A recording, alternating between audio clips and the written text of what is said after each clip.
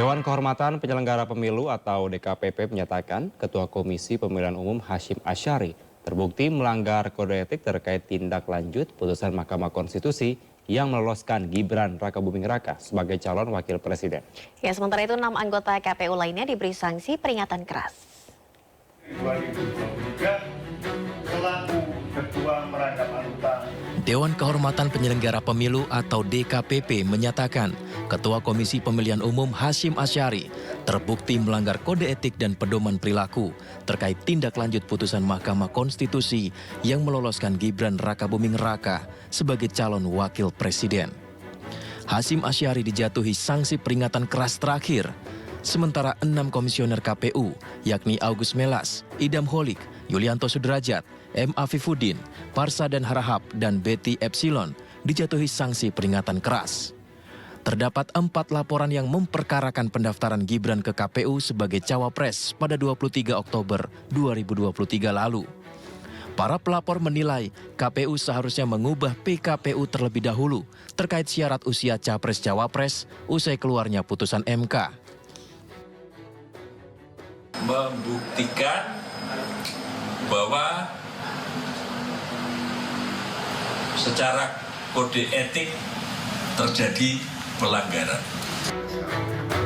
Menanggapi pelanggaran KPU, tim kampanye nasional Prabowo Gibran menyatakan putusan DKPP tidak berkaitan secara hukum terkait ketetapan hukum atau legal standing paslon Prabowo Gibran.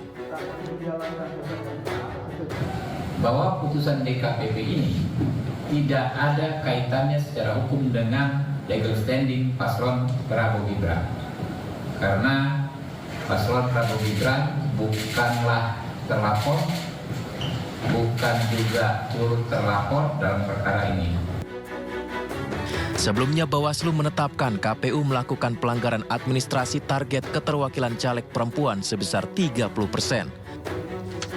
Kini, KPU kembali melakukan pelanggaran dengan memproses pendaftaran Gibran Rakabuming Raka sebagai cawapres sebelum adanya perubahan PKPU. Dari Jakarta, Tim Liputan iNews melaporkan.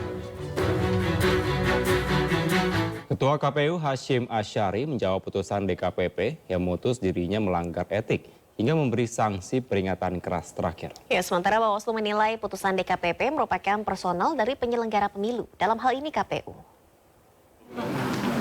Konstruksi di Undang-Undang Pemilu itu KPU itu posisinya selalu sebagai terlapor, termohon, tergugat, dan juga teradu.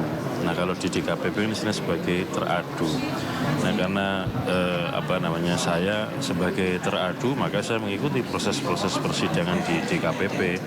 Ketika ada sidang diberikan kesempatan untuk memberikan jawaban, keterangan, alat bukti, argumentasi sudah kami sampaikan.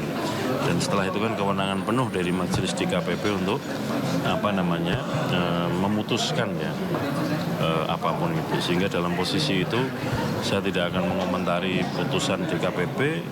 Ketika dipanggil sidang kami juga sudah hadir memberikan jawaban, memberikan keterangan. Putusan DKPP itu akan berkaitan dengan pribadi dari penyelenggara pemilu.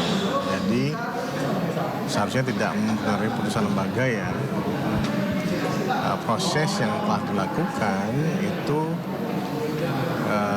yang disalahkan itu penyelenggara atau KPU. Jadi ya silahkan terjemahkan sendiri, tapi bagi kami proses telah berjalan ya. Proses telah berjalan, ada permasalahan mengenai itu yang kemudian dicermati dan juga dilaporkan kepada Dewan Kehormatan Penyelenggara Pemilu, yaitu ranah dari Dewan Kehormatan Penyelenggara Pemilu. Jadi kami agak sulit kemudian untuk memberikan komentar.